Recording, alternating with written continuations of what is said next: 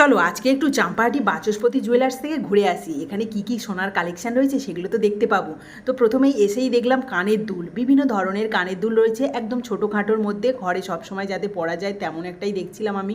কারণ আমার যে কানের দুলটা ছিল সেটা না ভেঙে গেছে, সেই জন্য আমি দেখছিলাম যে ঘরে সবসময় পরতে পারবো, রাব ইউজ করতে পারবো এরকম কানের দুল কী আছে। তাই বেশ অনেকগুলো আমি কানে দিয়ে দিয়ে দেখলাম আর তোমাদের দাদাভাইকে দেখাচ্ছিলাম।